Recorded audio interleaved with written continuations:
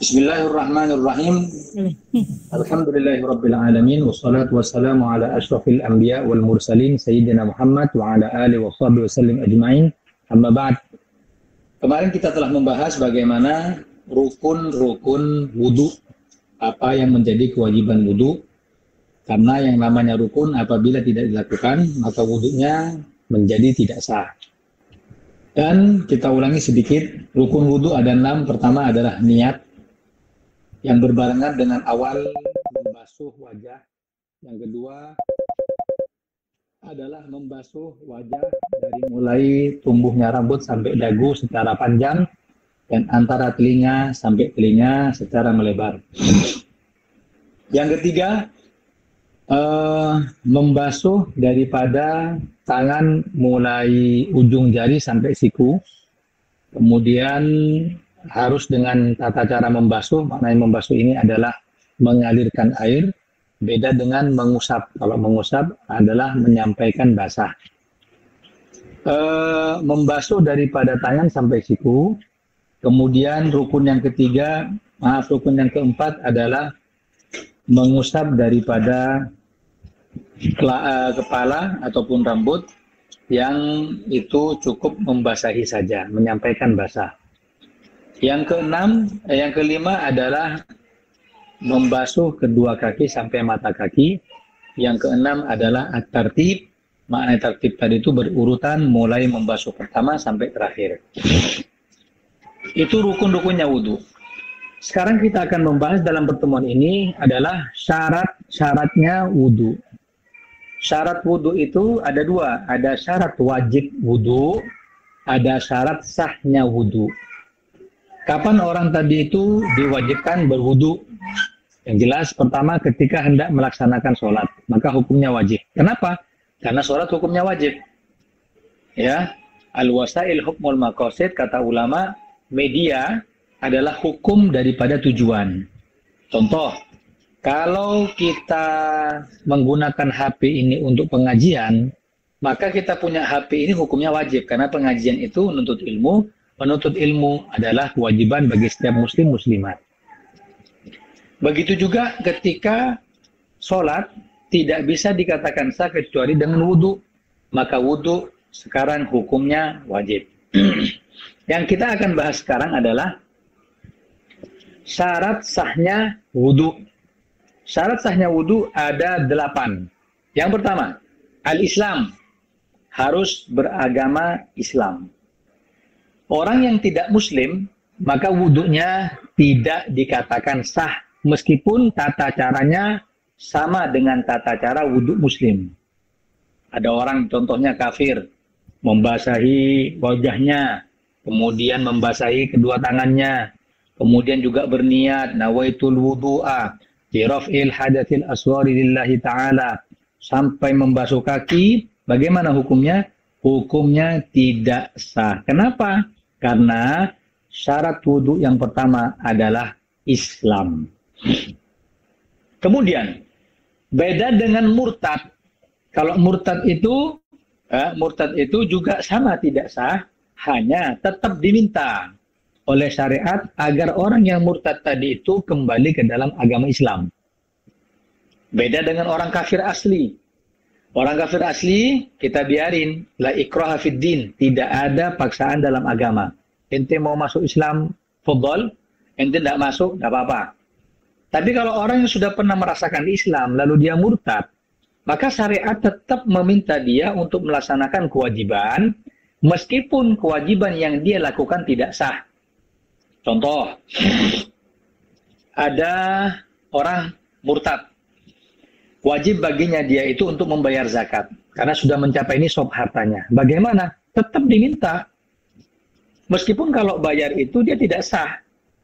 Cuma bisa Ustaz, kan seharusnya itu mon epenta ben syariat, berarti dia harus sah. Iya. Kenapa kok ketika dia melaksanakan tidak sah tetap diminta? Iya, agar orang yang murtad tadi itu yang pernah merasakan Islam bisa kembali lagi untuk beragama Islam. Ya. Misal tuh, orang beragama Islam, murtad. Kemudian setelah itu dia nggak sholat selama 3 hari. tetap kita perintahkan kepadanya sholat. Itu kan sudah murtad, meskipun murtad, agar dia kembali lagi untuk memeluk agama Islam. Kalaupun dia waktu murtad melaksanakan sholat, tetap tidak sah. Kenapa? Karena syarat sahnya sholat adalah juga Islam. Lah, kalaupun nanti setelah 3 hari itu dia masuk Islam kembali, maka dia mengkodok kewajiban yang telah ditinggalkannya daripada kewajiban syariat Islam. Yang nggak sholat selama masa murtadnya, dikodok sholatnya.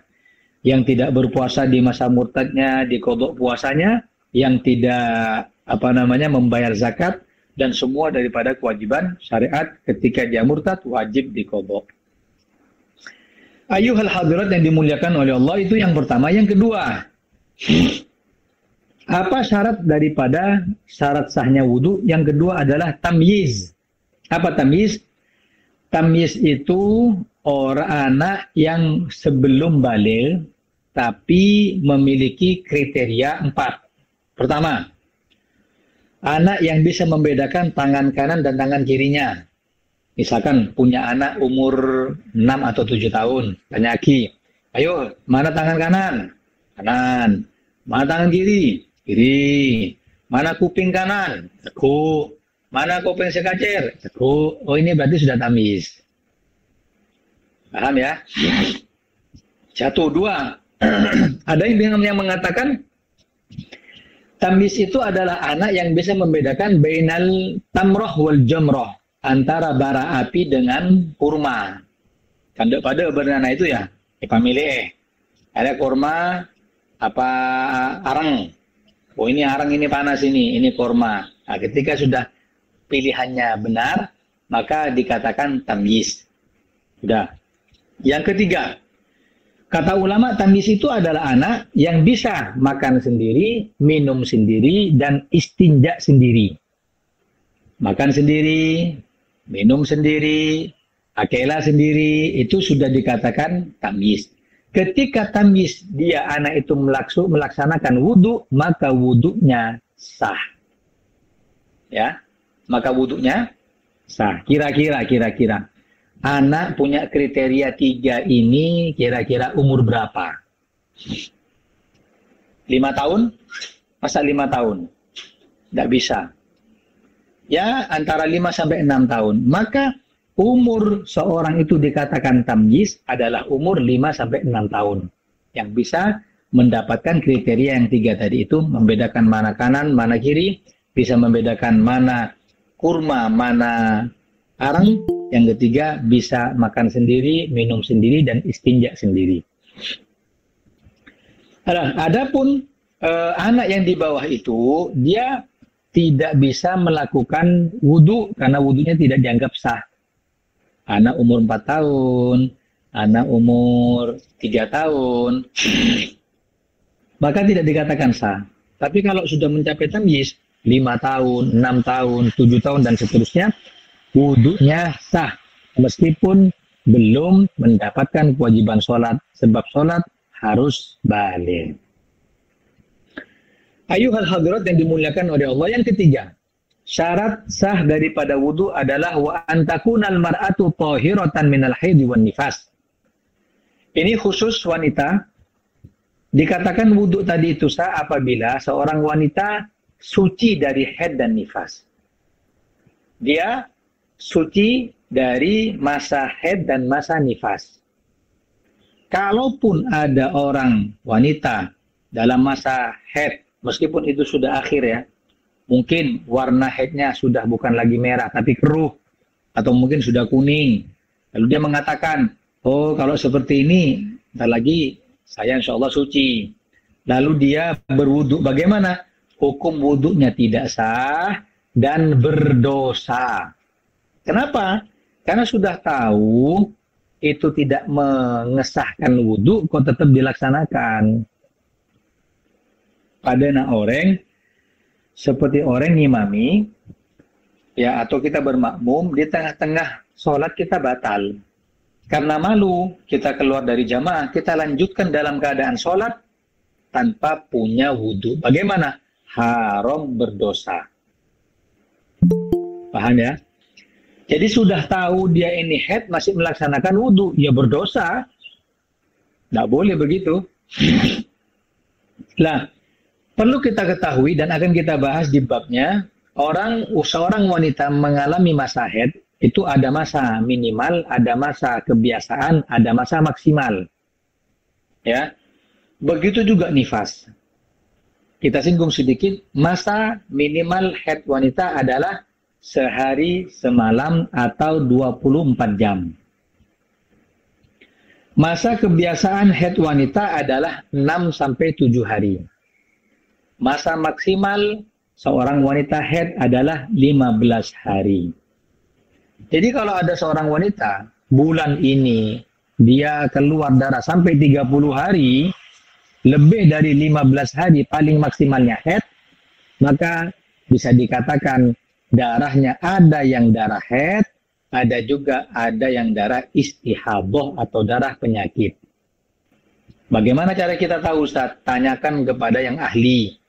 Tanyakan kepada ustadz, ustadzah yang paham bagaimana haid dan nifas. Adapun nifas. Nifas itu paling sedikitnya darah nifas keluar adalah majjatun, sedikit sebentar. Nifas itu adalah darah yang keluar setelah melahirkan. Melahirkan, terus keluar darah. Apa namanya? Nifas. Adapun darah yang berbarengan dengan bayi yang keluar, itu bukan darah haid, itu juga bukan darah nifas, namanya darah tolak. Ya. Perlu diingat, darah yang keluar berbarengan dengan janin lahiran tadi itu namanya darah tolak. Nah, setelah janin udah keluar dari rahim, dari perut ibunya, baru setelah itu darah yang mengalir namanya nifas. Atau apapun yang keluar. Keluarnya bukan janin, tapi tulang. Keluarnya bukan janin, tapi orok. Orok itu kan awal penciptaan bayi. Keluarnya bukan janin, tapi segumpal darah. Keluarnya bukan janin, tapi kerikil jari-jari. Tetap setelah itu, ketika keluar darah, dia dikatakan nifas. Ayuhal hadirat yang dimuliakan oleh Allah. Syarat wajib yang keempat adalah wa alla yakuna 'alal udwi syai'un yughayyirul ma' karatak wa nahwihi. Dan hendaknya dikatakan syarat wudu tadi itu sah adalah hendaknya anggota badan tidak ada yang bisa mengubah warna air. Ya.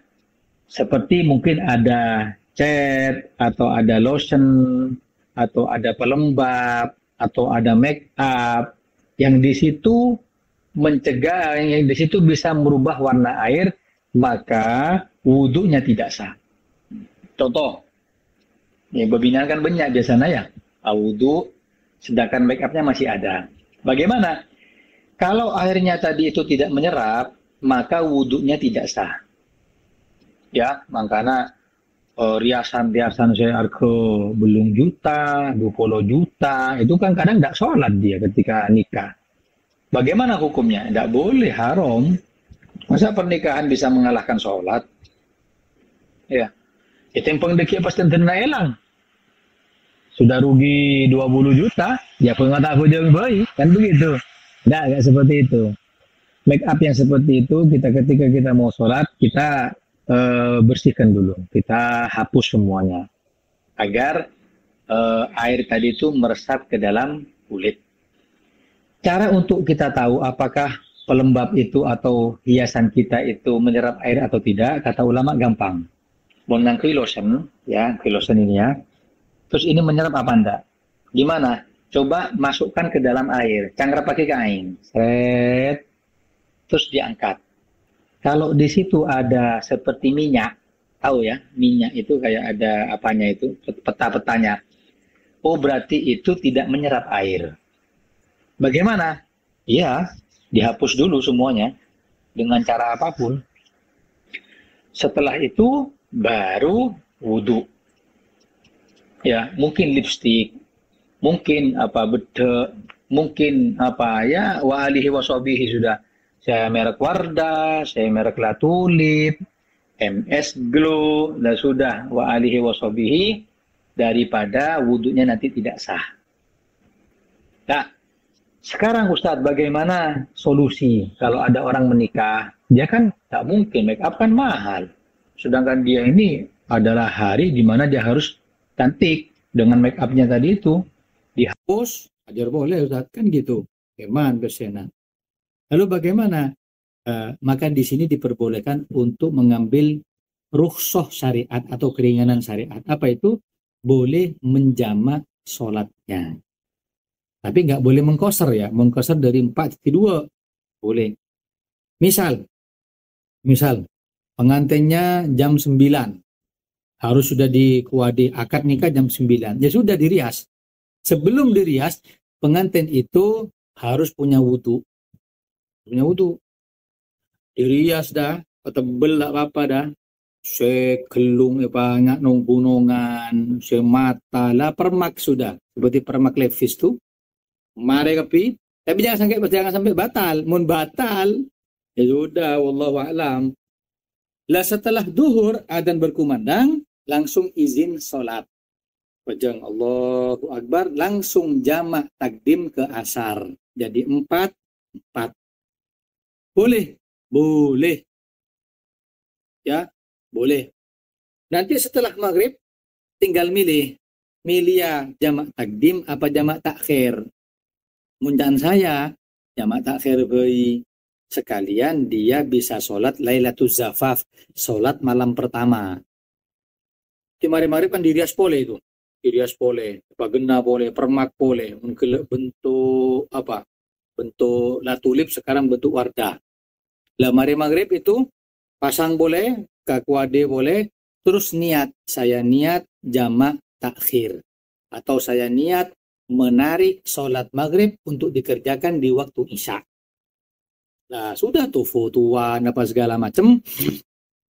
Nanti ketika selesai foto-foto sekitar jam 10, jam 11, sebelum dia malam pertama, baru sholatnya ditakhir. Mau sholat isya duluan boleh, mau sholat maghrib duluan boleh. Setelah itu disunnahkan untuk sholat Lailatul Zafaf, sholat malam pertama 2 rakaat. Mau berjamaah boleh, tidak berjamaah pun boleh. Diambil dari mana sholat malam pertama ini? Diambil dari perbuatan Sayyidatuna Fatimah Az-Zahra ketika dinikahkan sama Nabi dengan Sayyidina Ali. Sebelum malam pertama, yang Nabi sudah mendoakan Allahumma barik lakuma wa barik alaikuma wa jama'a bainakuma fi khair. Maka Siti Fatimah itu sholat 2 rakaat. Setelah sholat 2 rakaat, salam, Sayyidina Ali tanya, Fatimah, ente sholat apa? Kata Fatimah, saya ini sholat karena tasyakuran dapat engkau. Saya tasyakuran dapat kamu, wahai Ali. Makanya tasyakuran sholat sunnah 2 rakaat. Oh langsung Sayyidina Ali ambil wudhu, sholat juga 2 rakaat. Tanya Aki, ditanyakan sama Siti Fatimah, kalau kau sholat apa Ali? Ya sama, saya sholat 2 rakaat karena tasyakuran dapat putri Nabi Sayyidatuna Fatimah Az-Zahra. Fasyuri'at, maka disyariatkan sholat Lailatul Zafaf, sholat malam pertama. Berjamaah boleh, tidak berjamaah pun boleh, sendiri-sendiri. Suratnya Ustaz, jangan panjang-panjang. Malam pertama maca Yasin, ya sudah. Shadaqallahul Azim. Yang kalau mau panjang tidak apa-apa. 2 rakaat itu, 1 rakaat baca 15 juz, rakaat kedua 15 juz separuhnya. Insya Allah jam 7 pagi baru selesai. Buyar sudah malam pertama. Hakada. Itu yang keempat ya. Itu yang keempat. Tidak ada sesuatu di anggota badan yang merubah warna air. Ayuhal hadirat yang dimuliakan oleh Allah. Yang kelima, apa syarat sahnya kita berwudu? Dikatakan wa alla yakuna alaihi syai'un yamna usulul ma'i ilal basyarah kasyam'i wa nahwih. Di anggota badan tadi itu tidak ada sesuatu yang bisa mencegah sampainya air ke dalam kulit. Hampir sama dengan yang keempat. Kalau tadi sudah nempel, kemudian ketika dimasukkan ke bak mandi berubah, warna air, berarti nggak sah. Kalau yang kelima tidak, tapi tampak dia. Kasyam'i, seperti lilin. Lilin kan tidak bisa menyampaikan air ke kulit. Atau mungkin mangsen. Apa mangsen? Tinta. Tinta. Atau na'udzubillah tato. Karena tato itu kan pori-pori yang kecil ini yang digambar. Nggak masuk tuh air. Atau mungkin apa lagi? Kalau henna, insya Allah ya, nyerap henna itu ya. Oli, kalau laki-laki oli. Nah, itu harus dihilangkan terlebih dahulu. Ya, di Malang tuh ada satu montir, tukang bengkel. Masya Allah, bengkelnya rame. Setiap datang waktu sholat, itu mandi, terus tangan yang hitam dengan oli tadi itu semua jadi bersih. Sholat. Tidak pernah dijamak. Nanti habis sholat kerja lagi. Asyar juga begitu. Masya Allah, akhirnya usahanya lancar, usahanya barokah. Jadi, jangan sampai ada sesuatu yang mencegah sampainya air ke kulit. Dibersihkan dulu. Bersihkan dulu. Nah, pertanyaan, Ustaz. Bagaimana kalau itu kotoran ada di kuku kita?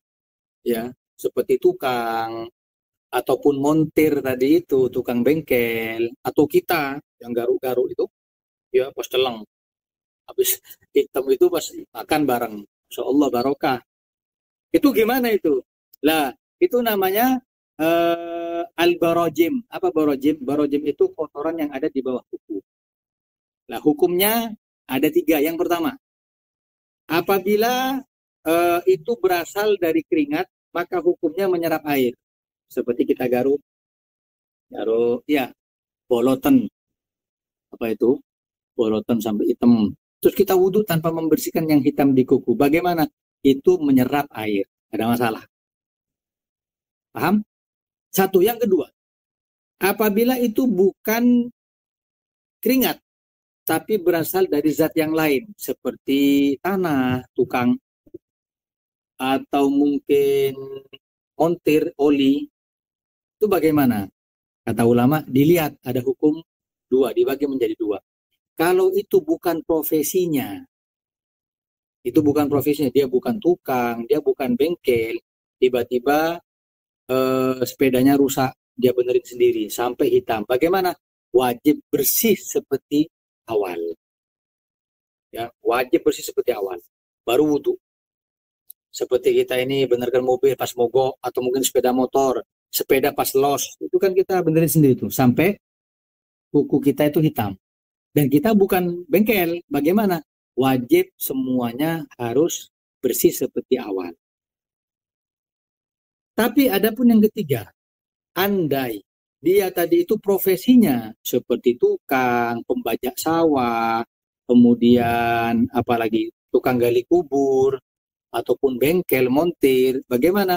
Maka dibersihkan semaksimal mungkin. Adapun yang masih tersisa di kulitnya, sudah dikatakan makfu oleh syariat. Karena sudah bertahun-tahun begitu dia. Bengkel tiap hari oli. Ini sudah paling bersih, Ustaz. Pakai cairan khusus. Tapi masih ada di ruas-ruas jari itu. Masih ada di dalam kuku itu. Bagaimana? Itu sudah makfu. Kalau profesinya. Kalau bukan profesinya nggak bisa. Apa lagi contohnya? Alteco. Ya, Alteco itu. Lem itu bersihkan. Apalagi cat, cat ya, cat, kemudian lilin, semuanya yang sekiranya bisa mencegah masuknya air ke dalam kulit tadi itu. Sudah, itu yang kelima. Ayyuhal hadirat yang dimuliakan oleh Allah. Yang keenam, wal ilmu bi fardiyatihi. Orang dikatakan sah wudunya apabila dia wal ilmu bi fardiyatihi, tahu kalau wudhu ini hukumnya fardu. Ini amalannya sudah hati. Kalau dia mengatakan wudhu itu wajib, ya sudah, wudhunya sah. Tapi kalau dia masih ragu, wudhu ini untuk sholat wajib, paling tidak apa-apa, paling hatta ada wudhuan paling. Berarti dia ragu kan dengan kewajiban wudhu. Bagaimana? Maka wudhunya tidak sah. Paham ya? Ditanyakan, ente mau sholat apa? Sholat duhur. Terus, wudhu apa enggak? Ya, wudhu boleh, enggak wudhu boleh.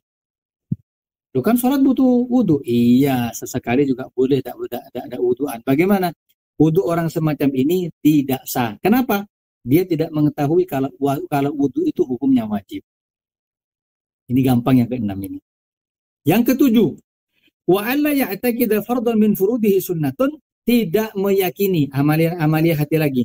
Tidak meyakini salah satu fardunya wudhu yang 6 itu adalah sunnah. Kalau meyakini sunnah, maka hukumnya tidak sah. Saya ulangi. Fardu wudhu itu ada berapa? Ada 6. Niat, membasuh wajah, membasuh kedua tangan sampai siku, mengusap sebagian kepala, membasuh kaki sampai mata kaki, tertib berurutan. Dari 6 ini dia menyangka salah satunya sunnah.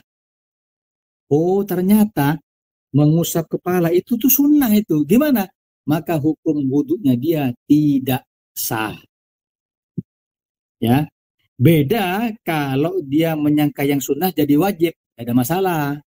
Contoh, kan biasanya setelah mengusap kepala ini kita mengusap telinga. Nah, kita katakan mengusap telinga itu wajib. Saya mulai kecil soalnya itu. Sebenarnya kan sunnah. Gimana? Tidak ada masalah. Yang sunnah diwajibkan boleh, tapi kalau yang wajib disunnahkan itu yang tidak boleh. Paham ya? Oh, niat gimana hukumnya? Niat tidak masalah. Mau niat iya, tidak niat tidak apa-apa. Wudhu itu ya cuma ngusap-ngusap gitu, basuh-basuh gitu, tidak pakai niat tidak apa-apa. Gimana wudhunya? Tidak sah. Makanya hati ini juga termasuk daripada menentukan keabsahan wudhu. Yang kedelapan, wal ma'ut tahur. Maka syarat sahnya wudhu adalah menggunakan air yang suci mensucikan. Air ada 4. Ya, 1 namanya air mutlak. Apa air mutlak? Air yang suci zatnya bisa mensucikan. Contohnya nih, air aqua dalwa ini. Zatnya suci. Saya pakai buat wudhu, boleh bisa mensucikan. Itu yang pertama namanya air mutlak. Yang kedua, air mustakmal. Air yang sudah dipakai untuk berwudhu atau menghilangkan najis. Contoh, air nih, pakai pet. Serot, kita wudhu, tetesan yang sudah diusap ke kepala itu netes ke sini. Ke bak mandi yang kurang dari 2 kula, atau ke ember. Terus kita pakai yang ada di situ di ember tersebut, maka hukumnya mustakmal, tidak bisa digunakan untuk bersuci. Paham ya? Saya ingatkan yang kedua, apa mustakmal? Mustakmal ini air yang sudah dipakai. Paling gampang gini, saya wudhu ini ya, bak mandi. Seret. Saya ngambil lagi, netes ini, coba dijangguin netes ke sini. Terus bagaimana air yang di sini? Mustakmal, maka harus dibuang, diambil kembali. Itu contoh kecil. Kalau contoh yang besar bagaimana? Contoh yang besar, kita wudhu di bak mandi, ya, yang kurang dari 2 kula. Lalu netes air mustakmal tadi itu ke dalam bejana air bak mandi tadi itu. Terus gimana? Semua satu bejana, satu bak mandi itu hukumnya mustakmal, tidak bisa digunakan untuk bersuci kembali. Saya ingatkan, tidak bisa digunakan bersuci kembali maknanya tidak bisa digunakan wudhu, tidak bisa digunakan menghilangkan najis. Maksudnya apa? Tidak bisa digunakan untuk istinja. Akela tak oleh itu. Ya, akela atau istinja, cebok, menggunakan air yang mustakmal. Nggak bisa. Paham ya? Tidak bisa. Nanti kalau untuk lebih jelasnya, di bab pertanyaan silahkan. Itu yang kedua. Yang ketiga, air yang suci tapi tidak mensucikan. Yang pertama, mutlak. Kedua, mustakmal. Ketiga, air yang suci tapi tidak mensucikan. Apa itu? Setiap air yang dicampur dengan zat dan sudah hilang nama airnya.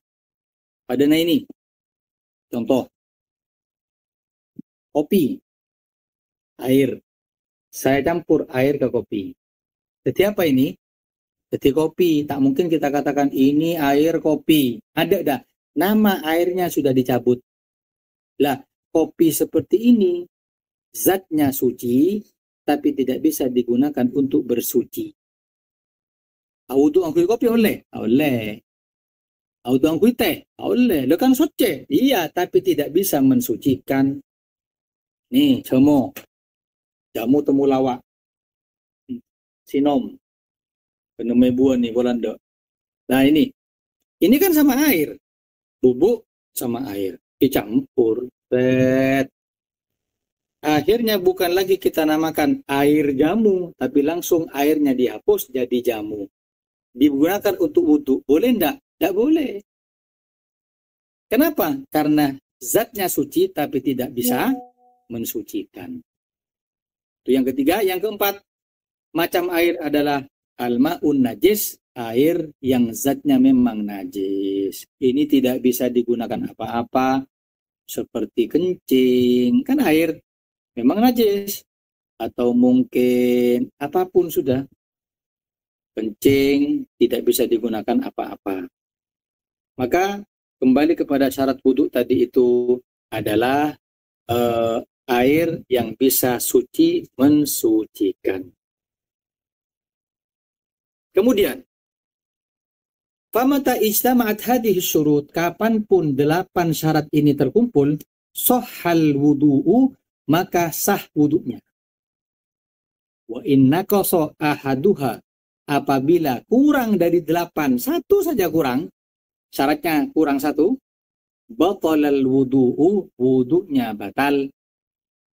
Wudunya batal. Jadi kalau sudah syarat 8, ya harus 8. Nggak boleh milih. Kita ulangi apa saja syarat yang 8 tadi itu. Pertama Islam, kedua tamyiz, ketiga tidak dalam keadaan haid dan nifas, keempat tidak di dalam anggota badan sesuatu yang bisa merubah air, kelima tidak ada yang bisa mencegah masuknya air ke kulit, keenam mengetahui kalau wudhu itu fardu, ketujuh tidak meyakini salah satu fardu wudhu yang 6 adalah sunnah, yang ke-8 adalah air suci. Untuk itu sebelum saya tutup, barangkali ada pertanyaan yang berkaitan dengan wudhu ataupun yang di luar wudhu. Silahkan. Wallahu a'lam bishawab. Assalamualaikum. Ukuran 2 kula ini seperti apa? Ukuran 2 kula tadi itu adalah 216 liter air. Ya, 216 liter air. Sebentar, saya jelasin bentar. Halo? 2 kula itu berapa ukurannya? 216 atau 217 liter air. Paling enak begini.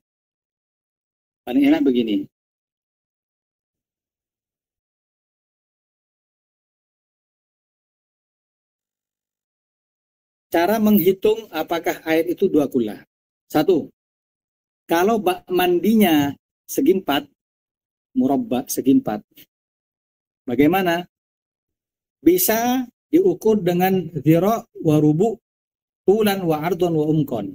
Panjangnya 1 zira' 1/4. Ini 1 zira' ini. Dari sini sampai sini ini 1 zira'. Tambah 1/4. Segini. Panjang, lebarnya, dan kedalaman air. Kalau lebih dari itu, maka itu adalah 2 kula. Kalau kurang dari itu adalah kurang dari 2 kula. Saya ulangi. Ini bak mandi. Ya, bak mandi nih, bak mandi. Contoh bak mandi. Terus gimana? Ukuran 1 zira' tambah 1/4 sampai sini. Ya. Panjangnya bak mandi yang segi 4 tadi itu, terus lebarnya, lalu kedalaman air. Dalam air. Kalau sudah segini dalamnya air, ya, maka 2 kula. Paham ya? Paling mudah seperti itu. Terus tangannya siapa Ustaz? Apa tangannya orang yang panjang, apa yang pendek? Tangannya orang yang normal. Normal kita itu kan kira-kira kalau segini sekitar 150 cm, ya, sampai 2 meter. 130 lah. Itu kalau segi 4. Tapi kalau itu mudawwar, apa mudawwar itu?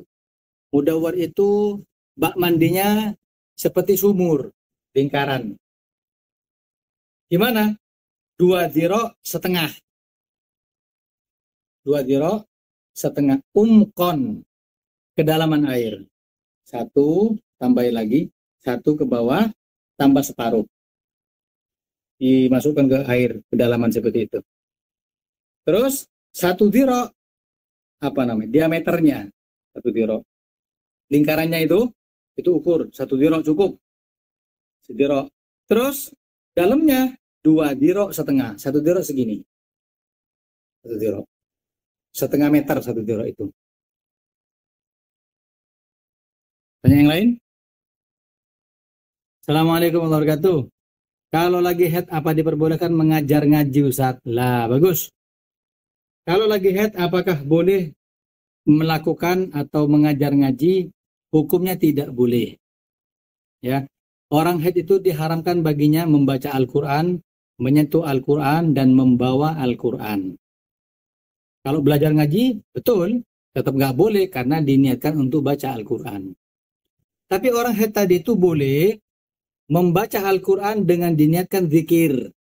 Seperti di dalam kebiasaannya, pas dia head, ba'da subuh dia baca Yasin, ba'da asar dia baca Waqi'ah, ba'da isya dia baca surah Tabarak. Maka melanjutkan baca Al-Quran dengan niat zikir dalam keadaan head, hukumnya boleh. Ya. Contoh juga, kita punya wirid seperti Rotibul Haddad. Di situ ada ayat-ayat Al-Quran. Qul huwallahu ahad. Gimana? Karena diniatkan zikir, maka hukumnya boleh. Ya, maka hukumnya boleh. Atau diniatkan tahassun. Boleh. Apa tahassun? Sama. Zikir untuk perlindungan. Seperti mau tidur. Dalam keadaan head ini. Kita baca ayat kursi. Allahu la ilaha illa wal hayyul qayyum. Sampai selesai. Kan head, boleh? Boleh, karena untuk tujuan at-tahassun, untuk berlindung diri kepada Allah. Sekarang ada pertanyaan, kalau ngajar ngajinya tadi itu kitab, kalau ada orang head, ustazah, ngajar kitab, bukan ngajar ngaji, bagaimana hukumnya? Boleh, karena tidak berkaitan dengan Al-Quran. Ya, Ustaz, kalau misalkan head mau setoran Al-Quran, bagaimana hukumnya? Tetap nggak boleh. Karena setoran itu termasuk membaca Al-Quran. Kalau mengirim Fatihah, tawasul saat lagi head, boleh nggak Ustaz? Boleh. Ya, tawasul, boleh kan ada Fatihah. Bisirril Fatihah. Itu maksudnya adalah zikir. Membaca Al-Quran dengan tujuan zikir. Boleh? Boleh. Nggak apa-apa. Ustaz tanya, lagi head mengajar ngaji. Cuman bukan Al-Quran, tapi seperti Iqra atau apa lagi? Tilawati ya. Tilawati, yanbu'a, potongan-potongan huruf. Misalkan badala, hajaro. Bagaimana hukumnya? Boleh. Selama hanya potongan huruf. Tapi kalau potongan itu ayat, nggak boleh. Ya. Nggak boleh. Waqalu lana a'maluna. Berhenti. Ini kan potongan-potongan ayat. Bagaimana? Tetap tidak diperbolehkan. Ya, misalkan lagi masuk ke materi tanwin, hajaron, kemudian baladan. Bagaimana hukumnya? Boleh. Diniatkan bukan membaca Al-Quran. Karena bahasa Arab itu ada juga baladan. Di dalam Al-Quran juga ada baladan. Begitu.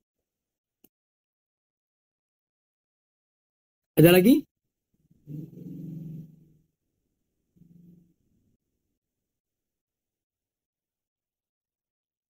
Sudah? Kalau sudah, kita tutup majelis ini dengan bacaan Alhamdulillahirabbil alamin. Terakhir, kita tutup dengan Fatihah, dengan harapan mudah-mudahan apa yang kita kaji, apa yang kita pelajari, bisa kita amalkan dalam kehidupan sehari-hari dan bermanfaat untuk kita dan keluarga kita. الفاتحة بالقبول وتمام كل سوء ومأمول، وأن الله يرزقنا وإياكم العلم النافع والعمل الخالص المقبول وحسن التعليم والدلالة على الهدى، ويسر بذلك قلب نبينا محمد صلى الله عليه وسلم، ثم إلى أرواح والدينا ومشايخنا وذوي الحقوق علينا، وإلى حضرة النبي محمد صلى الله عليه وسلم بسر الفاتحة. أعوذ بالله من الشيطان الرجيم. بسم الله الرحمن الرحيم. الحمد لله رب العالمين إياك نستعين اهدنا الصراط المستقيم صراط الذين أنعمت عليهم غير المغضوب عليهم ولا الضالين. Amin. Sekian dari Al-Fakir. Assalamualaikum warahmatullahi wabarakatuh.